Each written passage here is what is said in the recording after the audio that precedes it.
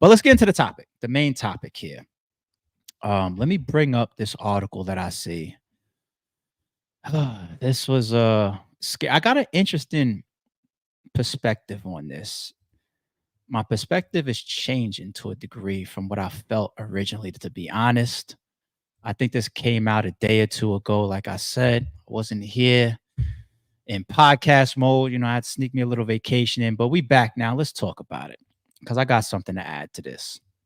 All right. I was drugged and awed by Kanye at a Diddy party. All right. Let's get into it. Look at Diddy. Look at Diddy and Kanye there hanging out. You know what I'm saying? No big deal. Okay. Rubbing shoulders.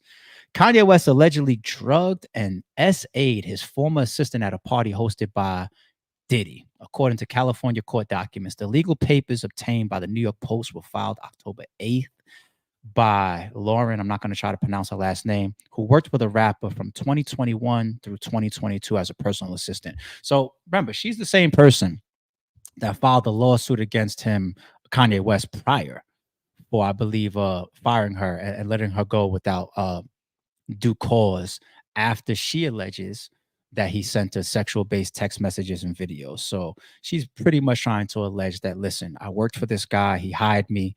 She was prior an IG model or a back page model or something like that, right? But I believe that she does have industry experience. I believe that she has management skills, and she's been in the industry for quite amount of time. I'm not trying to say that she's the best at what she does. I'm not trying to say that she wasn't hired for some other type of reasons. We'll get into that shortly. But I do want to give her some industry credit. I don't want to just write her off and get into my victim blaming bag right now with this one. All right. Like I said, I have an interesting take on this, but her initial suit didn't involve any abuse or any SA stuff or any R stuff. All right. It was about the way that she was fired. She was looking for compensation as an ex-employee. She feels that she was fired for the wrong reasons. She had things that she was promised, I believe, like $1 million or something like that per year. That I believe was her deal, whether it was contracted or not, or whether it was a handshake or a verbal deal. Whatever. I think we covered that a couple months ago. But she's back now amending her allegations. You amend it by adding something additional to what you already filed on Kanye West, right? So it got a little bit interesting when I started to get deeper and deeper into the article and hearing more and more things about how this came about. Years prior to being employed by Kanye West, what was her name again? I don't want to call her by her last name. What's her? Lauren. Okay, cool.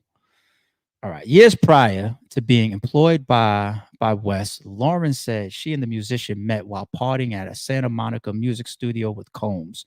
There goes Diddy. Put it in there again. Put Diddy's name next to anything that involves any type of essay or any type of allegations of physical abuse, anything like that. Yeah, Diddy's name being popped up in this doesn't shock me at all. We see what he's going through right now, during which West allegedly told guests they had to drink or leave the gathering. We heard that as well. We heard that about the Diddy parties. Like, yo, you ain't got to go home, but you got to get the hell up out of here if you ain't going to put a drink in your hand. Everybody's saying, at least from that abuse side, especially that's tied up with that Houston lawyer that has the 120 accusers, right? As if the drink is the MO, the drink is the gotcha. Allegedly, a lot of people are coming through these all white parties and these Diddy parties and these freak offs, and they're being drugged. Allegedly. Okay. So, upon taking a few sips of a drink, she suddenly started to feel disoriented and began to slip into an altered and highly impaired state. According to Lauren's filing, the former assistant said she could not recall what followed and described feeling ashamed and embarrassed. After West fired Lauren, the rapper reportedly confessed they had hooked up at an event. But according to the legal documents, she was too traumatized and disturbed to speak about that night. All right. The drugging and sexual assault or SA allegations are part of an existing wrongful termination and sexual harassment lawsuit filed by Lauren against West in June. That's when we covered it. So here we are in October.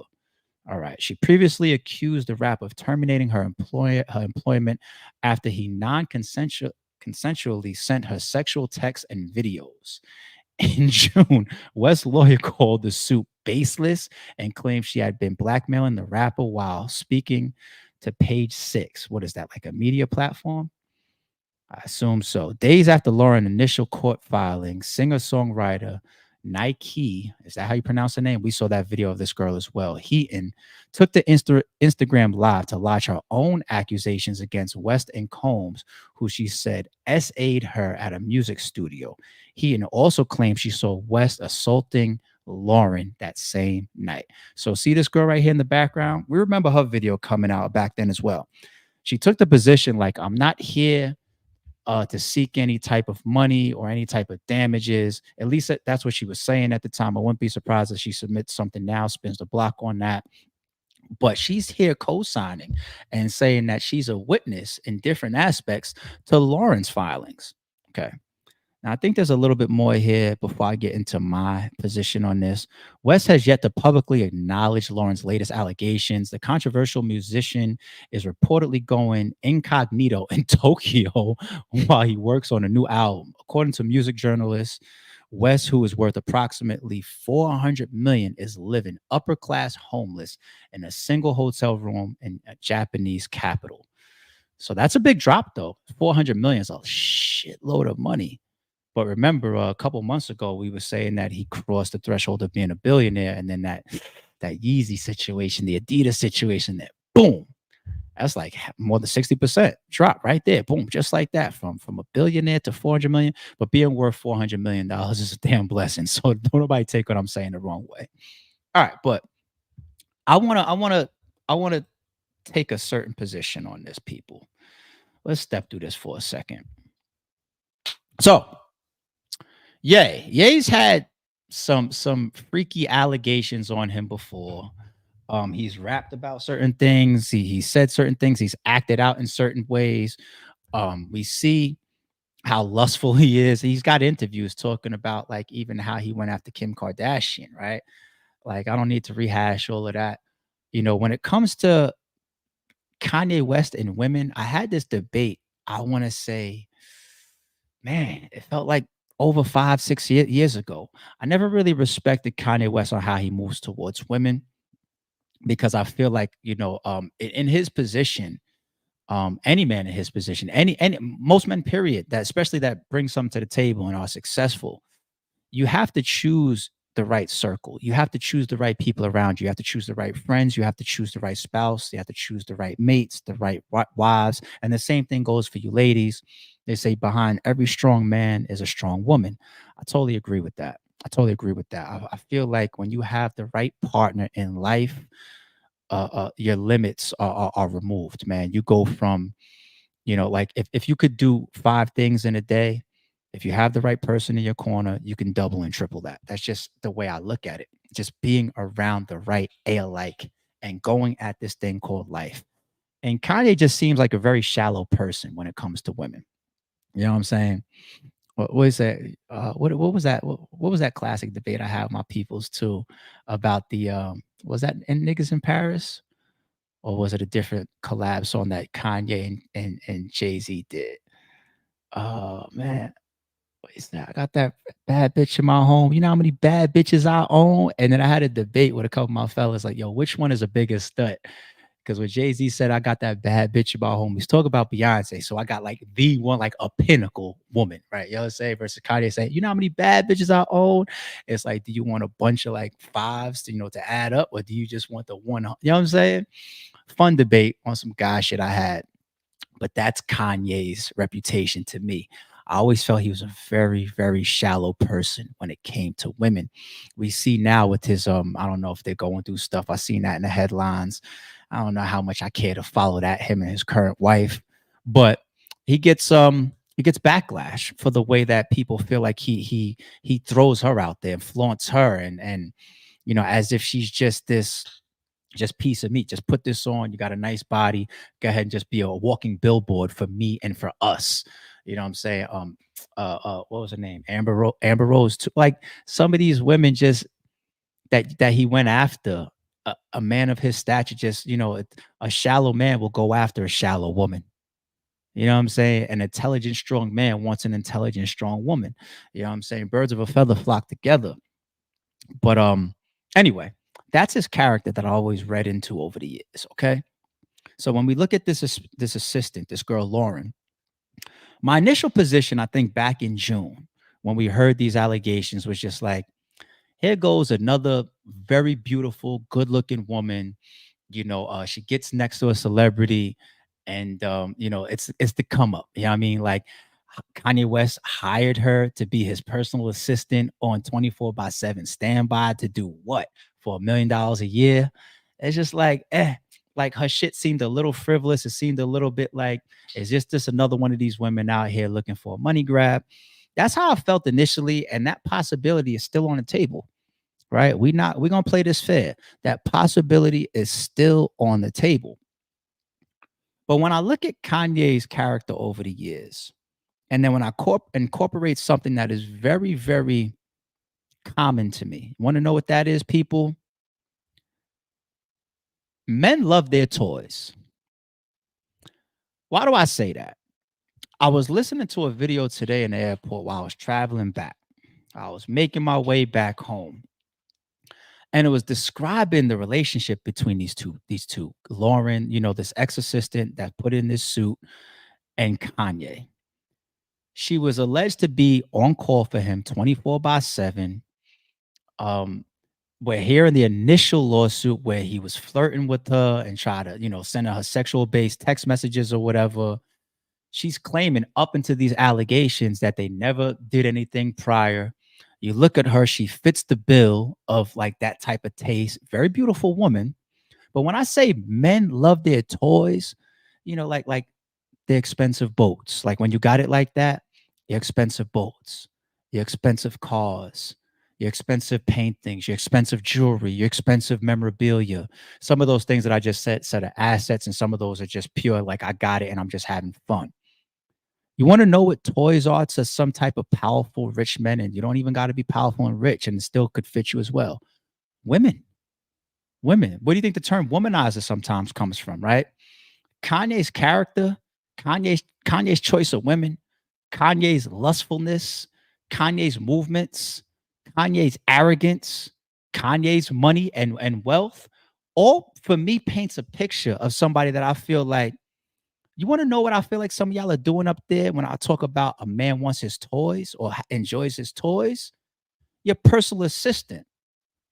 It's like you got your wife over here, or you got this bad side chick over here. Even my personal assistants are 10, 24 by 7. Like people literally turn humans into their toys as well. Like I want to assume, people. I want to assume, and I'm saying that sarcastically, that there's hundreds of more qualified people to play the personal assistant job than this back page Instagram model, right? I think she's saying in her initial suit from June that she retired to do that, to work alongside Kanye at some point, right? Hence her saying like I left all this big money behind, right? Or Backpage or whatever she was a part of. But I think Kanye is that type. I see that in him like so clearly. Like this girl possibly being underqualified for that type of role to a at the time a billionaire, right? Playing personal assistant. She just looks like she was there to be your toy, your on call. And she's got all these allegations of all these moments where you were trying to get at her, get at her, get at her. Now, if she never let you get at her, or whatever, she tried to keep professional and just make her money, or whatever the case may be. Hey, shout out to her. You know what I mean? And there's nothing wrong with having relationships in the workplace either. If you guys decide to click up, you decide to click up. But look what the allegations are. She came back with this. What she's claiming is that she never was under the impression that they even had any sexual relations prior, right? So this was about wrongful firing, and what she's saying that I lost money while working with him, and he just fired me, and he owes me. That all of that shit is tangled up in the original June suit. Fast forward, they're having these text messages back and forth. I believe I saw an article where supposedly he says to her, like, I want to sleep with your mother in front of you. Anyway, that's besides the point. I don't know if it's true. I don't know if it's false. But she's saying that there's been all these sexual, like let's say, energy that comes her way that she's tried to sidestep. At some point later on in the future, actually recently, which is why she amended the lawsuit, he tells her, or it comes to her, that, oh no, remember that time back then or whatever, where we was at that party, Diddy's party? me and you got it in then. And, Ye's treating her like, oh, you forgot. And she's looking at it like, I slept with you. So now I could play devil's advocate and I can say, I don't know if we want to, just immediately say that you were drugged. She's given a description to it of how she felt after having a few sips of liquor. But what do we expect that description to come off as? We expect that description to say, I had one or two sips and then I was impaired. I lost mobile functionality in my body. I woke up, I couldn't remember anything. Something a description that leans towards being drugged. You're not going to talk about, I took a couple sips and I felt a little woozy. Then somebody could just say like, yo, you just a consenting adult that had a drink. That's what liquor does to you, right? So an extreme description is expected. I want to play devil's advocate here. Okay. There's a lot of people that had sexual encounters through just some wild drunkenness and possibly woke up in the morning and don't remember everything. I want to hope that from a physical standpoint, you could at least guesstimate like, oh shit, like shit last night or whatever, or you got some recollection of last night, or if you wake up in the bed thinking like, oh shit, like like I'm waking up next to this man, like there's got to be some things that point towards it went down if you happen to black out and lose all memory, whether that was because of the liquor or whether that was because you were actually drugged. Either way, she's claiming that she didn't know none of this until Kanye West told her, like, nah, me and you got it in. Yeah, like I hit that. Like, you try to act like you don't remember or not. So she spins that into, you awed me because I didn't consent. I didn't know. You put me on. All I knew is that I was working that night. You know what I'm saying? Somebody passed me a drink at Diddy's party. I had one or two sips, and now I can't remember nothing. So Diddy's situation just adds so much legs to that. There's all these accusers out here, and some of them are fraud, some of them are bullshit, just like the girl Thalia. We spoke about her, right? But there's so much of these accusers out there. And I think the court of public opinion, which is really already convicting and Diddy of like committing some of these crimes. And then we saw the tape, the Cassie tape once again. So anything being attached to that is gonna get motion. It's gonna be like, uh-oh, hold on, wait a minute. Now then Kanye's character, Kanye's history, looking at him, in certain respects, he doesn't do the best for his image in regards to working with this. Even her being there to begin with, like I said, you can't convince me that there's not hundreds of people that's not better suited for that job professionally, opposed to some back page model. I think Kanye West was having his toy. And that's why she also got all these allegations of, look at all these text messages. This time he sent me a video. This time he banged on the door and said that his shower wasn't working. I literally read this earlier today. He banged on it on the door, and our hotel was in the room next to him, like functioning as his assistant. He bangs on the door, saying that his shower wasn't working, comes into the room and drops his towel. You know what I'm saying? It's just like, she's got all these accusations, and especially if she's got those text messages and those are proven to be real, that's big. That's big. You know what I'm saying? And then you're putting these claims out there that, yo, this guy was constantly trying to get at me, even though I took the job from a professional standpoint. You know what I'm saying? And now I'm finding out that I have all these examples of me saying, no, thank you, no, thank you. I'm just working. Hi, I just played along and I just smiled, but I never let him get at me. And now he's telling me he did. And that happened to be the night that I was drinking at Diddy's house and I don't remember nothing. That looks bad. That looks bad.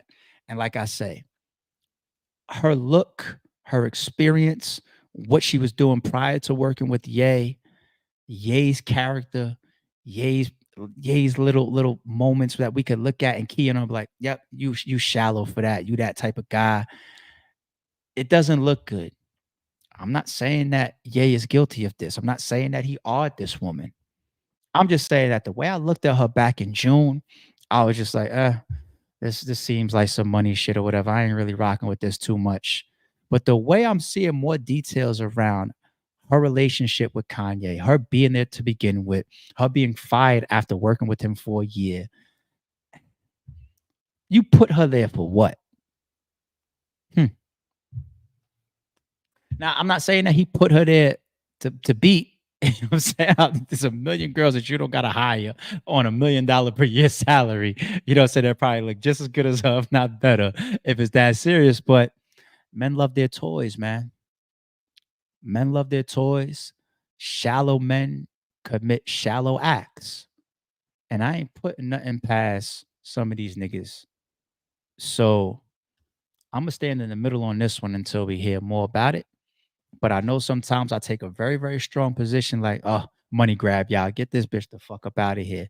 This one right now, it took a little bit of a change for me. I ain't gonna lie. So I'm looking at Kanye with a little bit of the side eye. You know what I'm saying? It's all alleged. We'll see how it plays out. I ain't closing the book on this one at all, y'all. At all. All right. I kind of hate that too, man, because as a man, you don't even want to half convict another man of something like that, right? Because we know how easy those allegations could come about. If somebody ever says some bullshit about me, I would never want people jumping out the window. But that's where also your character and your past and what people will see in you over the course of years. And you know what I'm saying? It's like if I tell you I paid Loaded Lux $10,000 to meet me at a venue, right? And then I'm gonna try to convince y'all that it wasn't to rap. Y'all gonna look at me like, "What? You've been booking rap? Like, what are you talking about, ARP? It don't make no sense." I don't know. It's just weird, man. It's just weird. Like this situation with Kanye and this girl Lauren is giving me a weird vibe, man. It's giving me a weird, weird, weird, weird vibe. All right, let's get into some grown man talk now. I saw the Adam22 video with Ruga. I fuck with Ruga. I don't know how many of y'all have seen this. I don't know how many of y'all follow the No Jumper podcast. I like the No Jumper podcast. Shout out to the No Jumper podcast. Shout out to all the different personalities up there. I see that there's controversy around one of the old hosts, Sharp. I think that he's left the show at this point. You know, all this back and forth and arguing about his content getting out, and it looks like his departure from Adam22 and the podcast, Brick Baby and DW Flame and Whack 100 is up there doing a show. It's like there's a lot of drama that comes through the No Jumper podcast. Even the hosts be having like Whack 100 and Brick Baby, for example, right? They've been going back and forth for how long? And they both are working at the same fucking building. I guess they're just being scheduled at different times. But it's like we've already seen things happen up there, including some of these people. Even Whack 100, that he didn't pull her, but he walked up or he ran up on. Was that Flocka? Was that Poetic Flock? Was it him? Yeah, it was him, right? He ran up on somebody real quick on camera, and his shirt got tugged a little bit. You saw his joint. Yeah, I mean, like there's all these different little elements of drama around that podcast. And Adam22, he goes for a lot of, the street bookings. He does a lot of the people from Chicago. He does a lot of gang members from Cali. So he dabbles in a lot of street shit. You know what I mean? And Adam has this reputation at this point that if you don't see it, you're playing blind, of being way more business than interpersonal. Caring about his content and his podcast more than caring about the actual person. And I feel like if somebody shows you who you are, then you should believe them. At that point, you can't blame Adam22 for nothing, right? But the thing with Ruga's a rapper from Chicago, right? He ran alongside the likes of people like FBG Duck. He's from that side of, I guess you could say, the war. Some people seem like they're trying to calm it down and they're trying to push peace. You've seen that with people like Jay Main. You've seen that even Little Dirk do little hints in there. Although I would never trust Little Dirk if I was y'all. I would never trust him. Right? But you see a lot of the pushing into peace. And I think Ruga, seeing the loss of FBG Duck, I think that he left Chicago as well. He moved out of Chicago, I believe. But I think you just get to a point where you just feel like, yo, like, I need to try to grow past this. I think he still stands how he stands. He probably still claims what he claims and reps what he reps. But I just don't see him acting reckless. I don't see him being that ignorant type of guy, even within this whole Chicago BD and GD gang war, and he called Adam22 out for some stuff because Adam22, once again, bringing a lot of gang members and people from the war in Chicago coming up and whatnot. Ruga was somebody he interviewed prior. So this piece right here that we're going to bring up, this was interesting to me because it kind of brings their relationship to a head. And I think their back and forth has some very, very strong elements to pay attention to, regardless of what side you stand on, whether it's times when I'm agreeing with Adam22 or times when I'm agreeing with Ruga. Now, mind you, I'm going to start this clip from a place where Ruga and Adam22 start to engage. I want to say from the full interview, it felt like at least 20 minutes. Ruga sat there in the middle of his two homeboys that he came there with, and he didn't say a single word. Now, if you're talking about reading the room, right? Obviously, Ruga feels away because these other two guys, we don't really know them like that. I don't know of them. I never seen them. I never heard of them before. Ruga's sitting in the middle. Ruga's been on this platform before.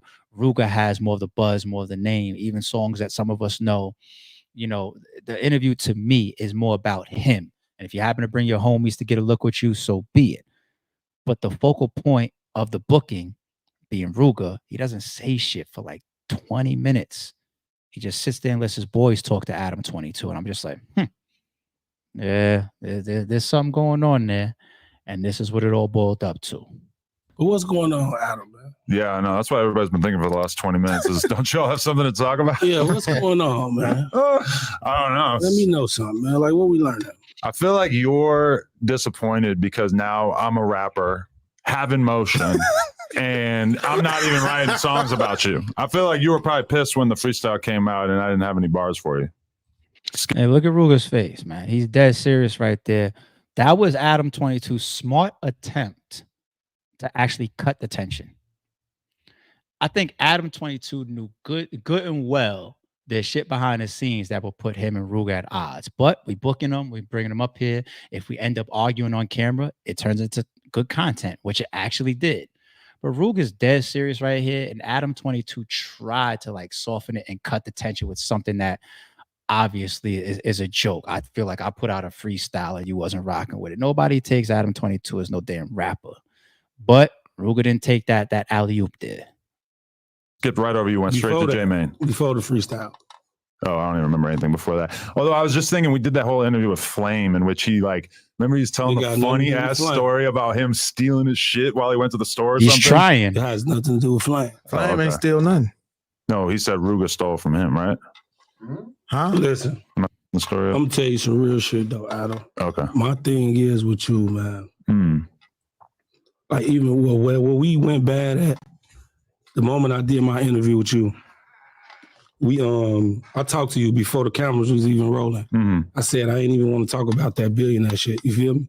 Just off the strength of that's Duck homie. We always in cahoots with each other. And I just ain't got time to be, you know what I'm saying, bashing the next motherfucker on the internet or whatever. Then the first thing you started the interview off with was, you said you didn't want to talk about the billionaire shit. And I literally just told you this. So it's like, why speak? So that right there, I would walk around like that too. Me personally, I've always conducted my career on the RBE side of all the bloggers and all the media. They know this. I do not filter interviews. I don't screen interviews. I don't tell people off camera what they can and what they can't ask me. I might start doing that, even though it's like I don't do interviews as much as I used to, for obvious reasons now. I'm here podcasting instead, right? But I never did that. And there's been a couple interviews where I shouldn't say a couple, like I did this shit for over 10 years. There's been many, many interviews where you just know, like, all right, the media person that's interviewing you or the blogger that's interviewing you or whoever, they're in content mode, they're in title mode, they're in controversy mode, you know. And then when I developed the reputation that I've developed of speaking out and speaking my mind, and I've never told people like, don't ever ask me this or ask me about this company or ask me about these people, then you can get good content out of ARP. ARP is going to address some stuff that's going to give me a nice little clip or a nice little title here. I get it. You know what I'm saying? That comes with the territory, right? But if I ever told somebody off camera, hey man, I don't want to talk about Rosenberg. You know what I'm saying? Like, I know we're going to do this interview, but I don't want to talk about Rosenberg Raw. You know what I'm saying? They're like, all right. And then the camera cuts on you, but yo, so I heard that you and Rosenberg had a fallout. I would really be like, damn. Because it's not necessarily that I have to assume that because we've rocked before or you've interviewed me before that we have this higher level of appreciation and respect for each other. to me, that's just about an interviewer and an interviewee's respect, period. We could meet for the very first time. If I'm saying that I have something that's off limits, that's supposed to just be the boundary for the interviewer or interviewee. Now, if I play devil's advocate, I can stand on the other side and say, like, you know why I set this interview up. Like, I didn't tell you why I was asking you for the interview over the phone specifically, but you're in the middle of going through some drama. You're in the middle of these allegations. You're in the middle of just completing a show or whatever the case may be. That's what I'm trying to go after. That's the content I want. And then you take that interview, but then you want the interviewee or the interviewer to not be able to discuss with you the main topics. So I see it on both sides. I definitely see it on both sides. It's like, I booked you and I flew you out here, or I got you coming up on a podcast so that I could talk about your drama in Chicago. And then you're gonna tell me like, nah, don't bring up billionaire. So I see it on both sides, man. Real talk. Speak about it on camera. I felt you didn't want to talk about Dirk specifically. But listen, this was the thing though. It's like, even after the interview, I talked to you. I'm like, oh no, I just want to see the interview before. I see your supers, y'all. I'm gonna come to them right after. I got y'all. Before I come out. You know what I'm saying? To see it. You know what I'm saying? Just because I ain't got time to be stirring all goofy shit up. I ain't got time for that. But you, literally, any other time I DM you, you hit me back. But this particular time when I'm DMing you, telling you, like, send me the video, the clip, you're not hitting me back. Now you drop it. And you knew I talked to you and you agreed upon this. As a man, when you tell somebody I'm gonna do this, you gotta stand on it. Where I'm from. So, and you ain't stand on your word. Yeah, I should have been more direct and just told you I was gonna put it out. Let me keep going. I ain't even done. It's like, and then another thing, you on here playing with folks' mama, like Duck mama, bro. Like, I don't give a fuck how much you playing. Don't play with folks' OG. I think that was a mutual thing. Her and I had this little flirtatious joke thing going on. I mean, have you seen the interview? She's around with me like that, calling me handsome and all this shit too. It's not just like you remember that day? We could not believe the way she was flirting with me. See, that's crazy too, right there. Now, if you're Duck's friend, if you're Duck's gang, if you're Duck's homie, you're gonna defend his mother. You're gonna defend Mama Duck, no matter whether there's it's pure bias on your side, no matter whether you feel like, you know, somebody disrespected her and she deserved it or not. You kind of have to, right? That's kind of like just how it goes. Like you have a loved one that's lost. Like anybody around that person, you got to uplift, uphold, right? And in that particular situation, Mama Duck, I see why these people are gonna try to always have her back in that case. Devil's advocate time. Sorry, it's true. The way that Mama Duck be conducting herself at times on the internet is going to spawn the type of shit that she got into with Adam22, as well as other people. She's always going to be left out there for critique, to be criticized. You know, I'm the guy that takes the position like I would never come at her for how she always tried to ride for the loss of her son, even with this recent lawsuit that we spoke about, you know, in prior streams.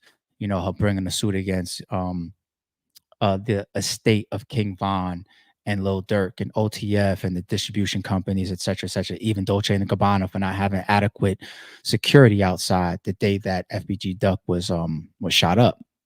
Right. So I'm not going to be out here just taking over. Oh, she's a snitch. I'm cool on her. I mean, I ain't involved myself in none of that. But, you know, I see she gets out there and she puts herself on Front Street. I see her do like lives where she's partying. She calls people out.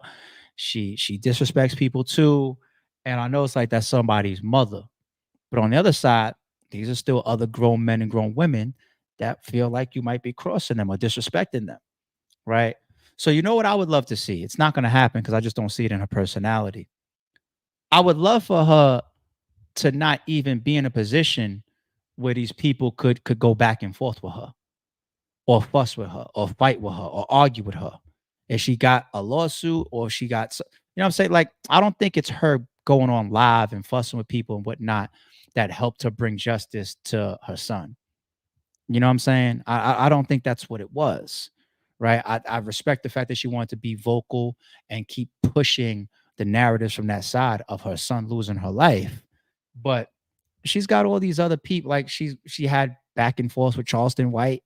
You know what I'm saying? It's just like, I think you got to be a little bit more in the shadows. And if you're not, if you're going to be so public facing and you're going to be going back and forth with Adam22 and arguing or possibly linking up or doing business with Charleston White, some of this shit is going to come your way. So that's me being fair on both sides. But, you know, Ruga is just taking his position like, listen, I'm a duck and that's his mom's. I don't want to hear none of that. At the end of the day, another thing, you play with Wooski, bro. Like, just hear me out. Same with Wooski. I don't care if y'all talk. That ain't that. I got a personal problem with it because it's the principle of you playing with him about him getting shot in the head. That shit ain't no joke. Do you know that was at my best friend's funeral? Yeah. Do you know that my best friend mama couldn't even bury her son the right way? Like, the funeral was completely over after that. Motherfuckers running everywhere. My mama was there. My son was there. He wasn't even 6 months. For sure, Wooski should have thought about that before he started talking shit to me. Because when you start doing battle in hip hop, you're gonna use whatever you got about you to talk shit. He did. He started shit with me, so I mentioned something like that. You went on an interview with Cairo and brought up Wooski. Right, in a very light way, like barely. See, you want to know what that does for me? And once again, I'm a fan of the No Jumper podcast. You know what that has to establish for me then? It has to establish the line for me of Adam22. You simply are going to be more than a host and the owner of content. Because if you're going to engage at that level where, like he called it, like he said, in hip hop, you are going to use the ammo that's out there. So, you know, he said, Wooski says stuff about me. So I'm going to, you know, make fun about him, about getting shot in the head or whatever. If Adam22 is going to take that position, right, he's more than just a host. He's being one of the people frontline in the field. He's opened himself up to that exposure as well now as well. So you got to take what comes with it. You got to take what comes with it. And that's why I feel like in that sense right there, that's where somebody like Ruga gets justified, right? Because if you want to be frontline, if you want to jump in the field, if you want to do the podcasting in that angle as well, where you're not just here, you know, being an interviewer, you're not just giving the questions so that you can get your content. You're actually going back and forth and you're beefing with rappers and artists and whatnot as well, regardless of who started it. Because far too often do people get in this whole thing of trying to justify who's right and who's wrong based on who started it. It's not always about who started it, people. We got to grow up and be smarter than that. We got to be stronger than that. Okay? Like, just because somebody starts it with me doesn't mean that I have to get out of my lane or out of my character or jeopardize who I feel that I am. I'm not trying to say that I wouldn't have done what Adam22 did. I'm not trying to say that. You know what I'm saying? But I'm being fair here. I'm being fair and I'm being real. Okay? If you jump out there, you start something with somebody, it doesn't mean that, okay, now you open up the lane for me to talk about you getting shot in the head, or for me to talk about your mother, for me to talk about this because it's within the realm of hip hop. Maybe you got to understand a little bit more about, number one, who you want to how you want to stand as a man. And that doesn't necessarily just get vacuumed up in the rules of hip hop. Now, everybody calm down. I know that we just watched Drake and Kendrick and everybody's like, oh, it's just all fair game when it's in the realm of hip hop. You want to know what's above hip hop? Humanity, morals, and principles. Okay? That's still above hip hop. You don't just scratch morals, scratch humanity, scratch principles, scratch character, scratch who you are as a man or as a woman and say, okay, I can do X, Y, Z. Everything is fair game because it's in this realm of hip hop. Hip hop comes after character, morals, and principle, people. And I'm not saying that specifically to Adam22. I'm just saying that reasoning that he gave right there, it doesn't fully align to me, and it's going to put Ruga in a position to take the stances that he's taking. The idea that deserved the reaction that he then gave me is fucking insane. You basically recited lyrics that you knew was really serious, bro. That, like, behind the situation. I think you're taking different situations and combining them together, though, because that was all about Sean Cotton saying that he didn't think Cairo had Wooski vibes. Listen, when you do that, you place yourself in street shit. Right. It get real after that. Okay. Like, for real, gang. Like on some real shit. Like, if I would have came here right now with 4 pairs of boxing gloves and set the bitch on the table right now, like, come fight me right now. Let's go fight. Would you? No, that shit's goofy as fuck. Exactly. That's what I'm telling you. I would have looked at you like you were doing some stupid ass clout shit if you did something like that, for sure. It wouldn't be no clout shit because you ain't gonna post it anyway. But this is what I'm telling you. At the end of the day, if I ask you that type of shit, you ain't really willing to even just fight, don't stop egging it on, gang. Like, if you ain't literally just willing to fight, why do you think that? Why do I need to be on board with fighting? Like, I've never said I was a boxer. Why do I need to be a? I don't want. I'm actually surprised that Adam doesn't understand that perspective. I'm very surprised at that. Now, here's the justification for Adam22 in this part of this podcast right here. The justification is, I'm a host. I'm a content creator. I'm a podcaster. That's what I'm here to do. That's what I want my classification to be. That's what I'm presenting. That's what I'm telling you. And I want you to treat me the exact same way. That's like saying everything is black and white. That's like saying everything always adds up, regardless of who you're interacting with. That's not how the world ticks. That's not how this shit goes, right? On Ruga's side, he's basically saying if you're going to engage with people, if you're gonna get into it with Mama Duck, if you're gonna, diss other rappers like Wooski about getting shot in the head, but you won't take a fade behind something like that. See, the reason why Ruga is explaining emotionally tied things, like when he says, like, yo, when he got shot in the head, like it was at a funeral, right? Do you know that the person that was being buried couldn't have a proper funeral? The funeral got ended. Do you know that my mother was there? Do you know that my child was there? Something could have happened to them when they came and they sprayed up the funeral. Like there's a lot of ties to playing with death or violence, right? Somebody getting shot in the head is tied to a lot of shit. It's tied to a lot of ops. It's tied to a lot of tension. It's tied to a lot of beef. It's tied to history. It's tied to shit that already happened, shit that possibly can still happen. All this type of stuff. And you got to have your limits. That's why I say we can't just bundle everything up in hip hop. Now, if you're going to diss somebody about being shot in the head, or if you're gonna take into account, not take into account, but make light of gang shit or gang wars or all these street politics, and somebody happens to get offended, it's damn near a favor for somebody to offer you just a fade, because people got so much losses and so much energy and so much tied up in what's going on out there, right? And if their way of feeling offended and coming to you as a man is just like, yo, boxing gloves, that's actually a good thing. You know what I'm saying? Like, God forbid it's worse. And Adam22, like, I respect Adam22 and I respect this platform. But Adam22, I can't tell a man what to do, but it's not smart to take the position of, I'm not a boxer. I'm just here. I say what I want, and I can respond how I choose. And I got my security. You know what I'm saying? Like, I think that Adam22 is just missing the point of what Ruga is saying. It's just like, yo, when you play around with that type of shit, people getting shot and gang activity, people getting hurt and families crying and all these losses. But when you insert yourself because you're podcasting or you're doing content or you're dissing somebody or you're bringing up sensitive shit, regardless of whether you're right or wrong, if you can't put the gloves on behind some of the shit that you're saying, you're missing the point. You don't talk about that type of shit, though, because people are literally hurting behind that shit.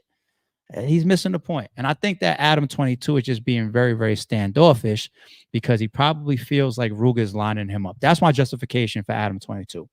He probably feels like, you didn't really give me the energy that you was going to come in here and turn up on me and possibly offer me a fade and all this type of shit when we were setting this shit up. So I bring you here. I bring you out here on my dime. I don't know if he got paid or not. We situate this podcast. You sit down, and now because these cameras on and because it's a No Jumper podcast, you ready to turn up and call me out. That's probably where Adam22 is coming from, right?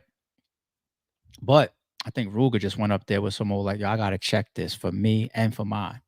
A boxer. Listen, all when you got on that internet, you said Ruga a bitch, acting like a bitch. Them fighting words to me. We don't play about that shit. Yeah. Now I could come in here and really get on bullshit. You see what I'm saying?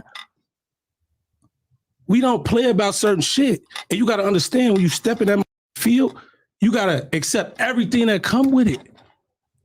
Ain't no, I just want to turn this button off now. Now I want to turn this button off. I don't want to do this, but nah, you forgetting the other shit that come with it. Do I seem like I'm worried about that?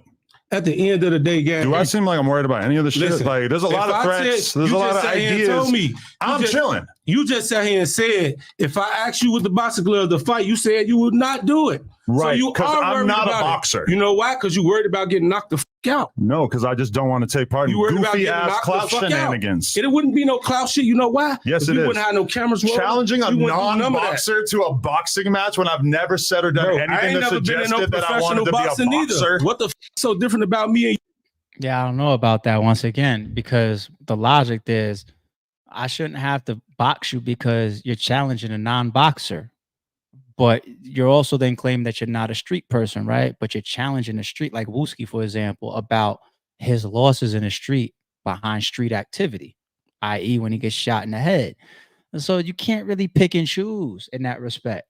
You know what I'm saying? Like, it's one thing, like me, I want to be up here and I want to be a podcaster and I want to be a host and I want to give opinions based on what's taking place. That's going to be like the core. That's the core of it. You know what I'm saying? But imagine I start to engage the people that I'm like, if I start going back and forth with Kanye West, right? And Kanye says something to me and I feel like, oh, that's it, gloves off, and we in hip hop. And I said, well, guess what? Your wife is a slut, blah, blah, blah. Like, I'm going a little bit past the boundary of podcasting and being a content creator. I'm making it personal between me and Kanye. Now, if Kanye wants to fight me or call his security on me or whatever, or do something to me behind that, it to me is justified because we're engaging with that type of energy. And I'm on this side of it. I'm part of the reason why it's being created, regardless of who started it. That's what Ruga means about what comes with it. You see what I'm saying? And I think Adam22 is very smart. Part of me wants to say he's missing it, or maybe the other part of me just wants to say, I think he's just being so standoffish that he doesn't want to accept anything that Ruga is saying, even though Ruga is making some very valid points. You older than me. Okay. What the fuck is so different? I'm going to pull up to do an interview with you and I'm going to bring a snowboard. And we're going to have a contest. Who's the best snowboarder? Because that's exactly as logical as you deciding that I should be a boxer now. Bro, you just dropped a diss song to people and you was trash as hell. What? At the end of the day, you that might have been the first person I heard say that. Shit. This is what I'm telling you. I heard a lot of people say they think I'm nicer on the mic than you are. I'm going to keep it real, bro. That shit was ass. What? You was ass. That was my first song. But I think I snapped. Make it your last, man. No, we got more. We got another one that'll probably be out by the time this comes out. All right, that's cool. Keep doing what you're doing. I hope you make it in your rap career. But look, stop playing with people if you're not ready for the outcome that come with the shit. Why do you think I'm not ready? Because you're not. You just sat here and said you wouldn't even fight. So you're not ready. That's what I'm telling you. Being ready is not the same as having to take part in goofy ass clout shenanigans. On some real shit, every nigga tell you in Cali, what they say, we run a phase around. They run phase around this bitch. You hanging out with the wrong guys in Cali. Exactly. But they don't run phase in Cali? Not a lot. Not whatever going on. We fight. Where we from, nigga? Chicago. At the end of the day, if a motherfucker Chicago fight, this is very different than everything I've been led to believe about Chicago. No, Chicago fight. When's the last time we heard about a famous Chicago brawl? Now you know what it is. Everybody don't be internet, but Chicago fight. I'm gonna tell you some real shit. That's really that shit get worse. You said the reason why you move because you don't want to get a ass. Yeah, but you're not. You want to go box shit like that. He want a motherfucker to leave because he's scared. You can talk on a podcast. You have to express yourself with words. I ain't gonna embarrass you. I ain't even gonna embarrass myself on this podcast and bust off your ass. Because I can. That for sure would have been. That would embarrass you. This is the whole, like, you would get my embarrassed. whole left hand around there. Do some shit to you, boy. I don't even know why you think you could come on my podcast and talk shit to me like this when you're obviously not going to do shit. Yeah. Listen, you're going to have to leave if you want to keep talking tough because nobody is interested in hearing you talk shit like that. He want a motherfucker to leave because he's scared. You got to do something if you want me to take you serious. Let's bring it back in a little bit. Let me talk to you. For sure. You're going to have to be polite if you want to stay on this podcast. Listen, can we talk about this podcast? Hold on. Then why'd you beg to come on here? To be honest, I really wanted to come here and beat your ass. Yeah, but you're not. You want to go box? Let's go get our face. Man, again, I don't want to box. Listen. Off my my word. Listen, hold on. I can have you removed right now. Do you want to go? I know. You want to go wait outside? Listen, my son, listen to me. Me and you chop it up, bro. Like, off the strength I'm gonna leave out this bitch like a man. That's cool. what I'm gonna do. Right. Or you can sit here and talk like a man. You got the police in here. How's it a police? That ain't gonna move me. It's cool. I just don't know why you're so convinced that this is a good place for you to talk like you're tough. Right. I'm not a boxer. I've made that extremely clear. Stop talking. I'm a podcaster. Why the would I stop talking? Stop talking. That's your problem. Why would I stop talking when I'm a podcaster? All you gonna do is hit the table. You would hit the table. All you're doing is sitting here yapping. Hey, so look, we talked it up. We said that everything was cool. Yeah. Hey, why you coming I've seen the text. Yeah, you try to do the old switcheroo. Who want to act tough as soon as I get on the podcast? Oh, I can handle my own business as well. Don't worry. Come on. Yeah. I don't handle it by doing boxing matches with cavemen who want to act tough instead of doing a podcast. Now you racist. I'm not a boxer. Now it's racistness coming out. And now you're going to play the race card. Talking about cavemen. You racist, man. I'm describing your brain. You weird. Not your race. You weird. I'm going to ask you to leave. That's cool. I'll leave. But I'm telling you, you a bitch. I don't care. And your ass a handsome guy. You handsome guy. Nigga. Come on. Sure. I'm going to get up out of here. Don't touch me, though. But listen, you're going to have to go. Handsome guy. You're going to have to go. I bet you, y'all, he delete this out. I bet you he delete this out. I bet you he don't for content. Handsome guy. Capable of that. Handsome guy. You can't act like handsome guy. Behave like a grown up. Handsome shit. Behave like a grown up, Ruga. Come on. Get the out. Touch you. Get out of here. You scared. You're fired. Who's a handsome guy? Handsome guy. Handsome guy. There you go. Get the You got a soft ass security. Okay. My son. That's crazy. He's soft as hell. Get out of here. We can run the fade. We can run the fade. Don't do that. Hey, look. Come on, y'all. No. Everybody chill out. Put your foot down. We can run the fade. Come on, my son. Put the gun down. We can run the fade. Oh, well, I mean, everybody knew that was going to be content for Adam and the No Jumper podcast. Like, regardless of how it went, I think it was very tense in there. I think it could have went up. Security stepped in. You know, security is there for a reason. It's a very, very tense environment. Like I said, even with Brick Baby and Whack 100 both working there and them having their tension, and same thing with Brick Baby and DW, all that shit.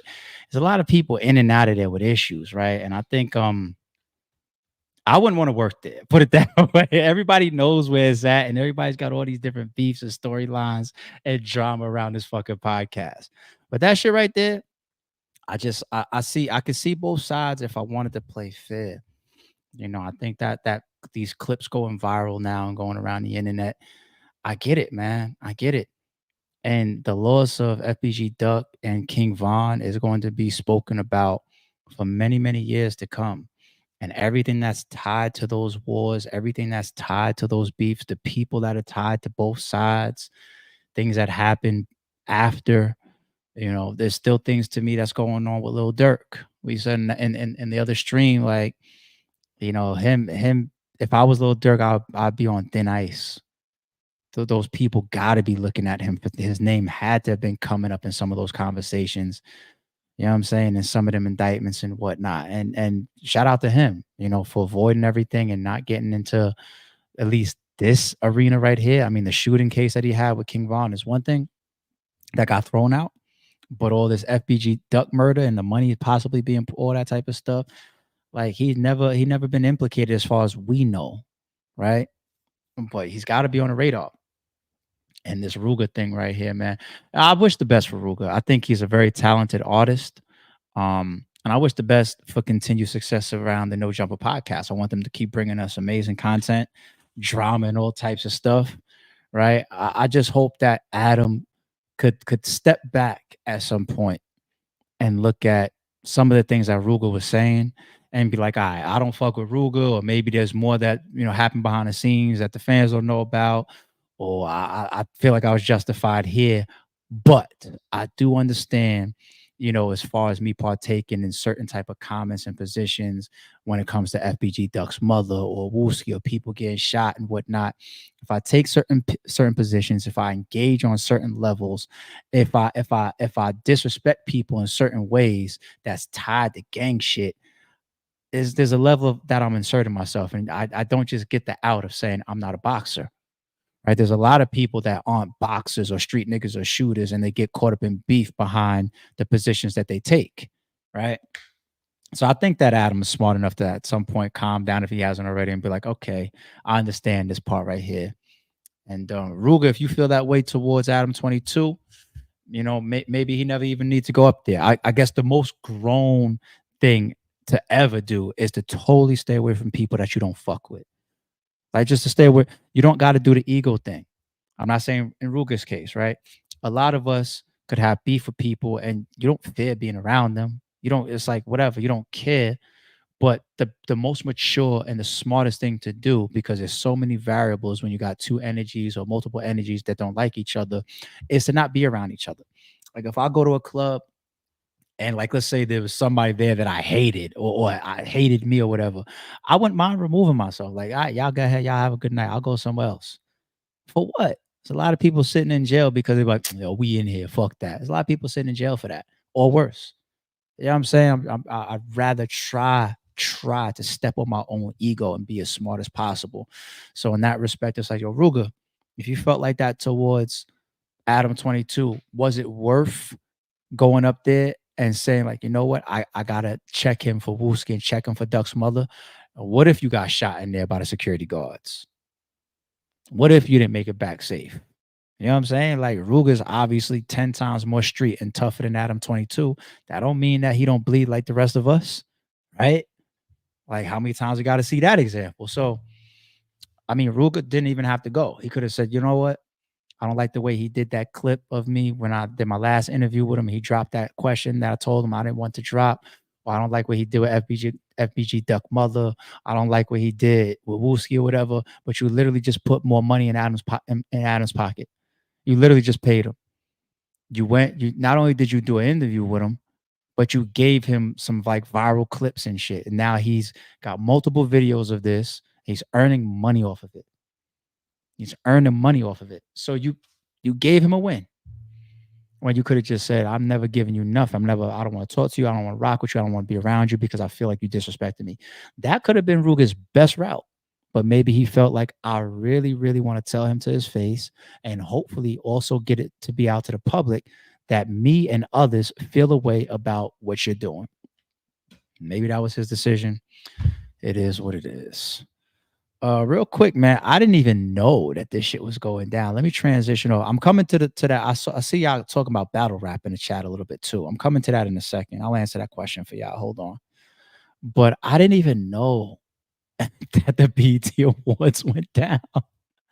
I don't know where I was at. I don't know how heavily it was promoted, but Kendrick Lamar sweeps the BET Hip Hop Awards. Is anybody shocked in the chat?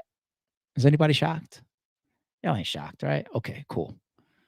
U.S. rapper Kendrick Lamar stole the show at the 2024 BET Hip Hop Awards, taking home 8 prizes, including Song of the Year and Artist of the Year. The Not Like Us artist was nominated for a total of 11 awards. So to win 8 of 11? Sheesh. Drake predicted it, right? What did Drake rap? He didn't predict it for the BET Awards, but what did he say? He said, Kendrick just opened his mouth. Someone go ahead and Grammy right now, right? A lot of that shit is not aging well, man. Like, let me see. I think I saw this article has the actual awards. Here you go. All right, the full list of winners. Best hip hop video goes to Kendrick for Not Like Us. Do y'all feel like the Not Like Us video could win Video of the Year? I'm gonna tell y'all why I do. For multiple reasons. It's tied to arguably the Song of the Year, the biggest Song of the Year, right? So the video of it is automatically gonna get a boost. I think the scenes were very, very clever. And when you add in all the Easter eggs and all that wild shit that he actually embedded within the scenes, it kind of it gives it like a very incredible cinematic edge, man. I ain't gonna lie. I ain't gonna lie, man. That video is, because it's just so much like Easter egg and hidden shit that's being done. So the people that nominated that video, they know some of that shit too, man. Who the fuck are we kidding? Best collaboration is Metro Boomin, Future and Kendrick for the Like That. Okay, he got best collab. Best duo group, Future and Metro Boomin. Okay, they won that. Best live performer, Missy Elliott. I saw her live. I posted that on my Instagram. It was like a month or two ago. Show with Busta Rhymes, Ciara, Timbaland, and her and Missy.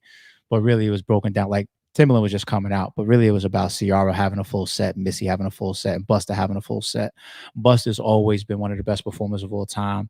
But I think that I underrated Missy's level performance until I saw a couple months ago. And I think I saw it live before, but maybe I just didn't remember. She really is incredible. And she just went through like an hour plus set of all her hits, wardrobe changes, and all these big stage sets, everything. It was crazy. Her background, like it was, she had an amazing epic show. I ain't gonna lie. Lyricist of the year, Kendrick Lamar. Video director of the year, Dave Free and Kendrick Lamar. Dave Free. Oh, he got this guy with it. He went from getting accusations of being Kendrick Lamar's kid's true father to winning awards. That's wild. Song of the year, Kendrick Lamar, Not Like Us. Hip Hop Album of the year, Nicki Minaj, Pink Friday 2. You know, I didn't even listen to that album, to be honest. Nicki Minaj fans, don't kill me. You know, I follow Nicki. I fuck with Nicki, but I ain't listen to that album. You know, y'all tell me if I'm really, really missing out. Hip hop artist of the year, Kendrick Lamar. I guess that's the biggest one, just to be the sole artist of the year. That's the biggest joint to win. Song of the year is probably second. If I was an artist, I would want the artist of the year, and I would want the song of the year. That's like my number one and number two spots. But yeah, artist of the year. It is what it is. Best breakthrough hip hop artist, Sexy Red. Oh, I hate that. I hate that. I'm not a Sexy Red fan, y'all. Can't we, like, is Glorilla considered this year? Can't we give that to Glow or something? Like, I'm not big on Sexy Red.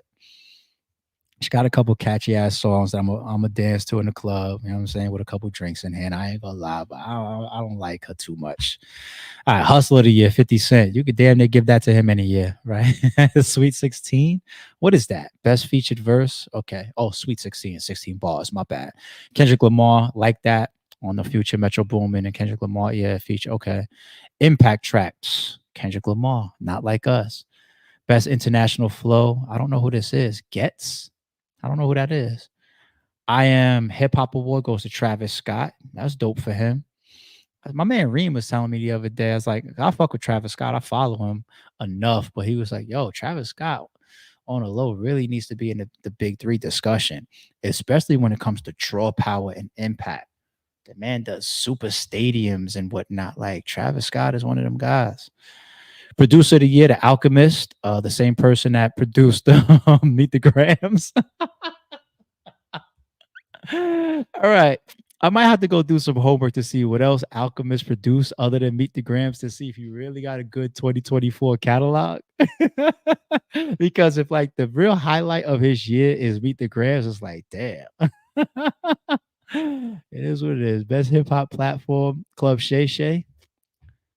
Is it really considered a hip hop platform, though? All right. I don't mind it being called a hip hop platform. I just didn't look at it like that. But yeah, Club Shay Shay, man. I mean, he set the year off. The Cat Williams interview is one of the biggest interviews of the year, if not the biggest interview of the year. I'm not sure. But yeah, he set the year off like that. And that took his platform to a whole nother level. Everybody in the interviews up there does big views. Every guest. I mean, he has big guests, granted, but like it's just a great platform, man. Like Shay Shay just stepped in and just became one of the top guys. It is what it is. DJ of the year, Alchemist again. Oh man, yeah. I gotta look up what else Alchemist did this year. I gotta look it up. Fuck it. It is what it is. I gotta check that shit out. All right. Let me I saw some battle rap shit. What was y'all up to? Shout out to Dion says ARP, was any baby oil used while he was at the resort? I'm sure that there was, but I don't know about it. All right.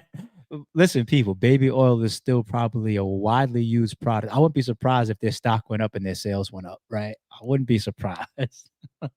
So there's a lot of people that use baby oil in the world today. So when I went on vacation just now, I'm getting back today. Anybody that joined the stream late, I was in Mexico. That's why I wasn't on stream since Friday. I left out Saturday morning. All right. But I'm sure the resort I was at, I'm sure there was people there using baby oil. Okay. I didn't have any. Oh man, Aaron R. the poet says, appreciate you. Likewise, yeah, I appreciate you as well, man. Thank you everybody for the supers. As a fan of battle rap, doesn't it bother you there's been minimal Cass versus John promotion? You would have this set up better. So, does it bother me?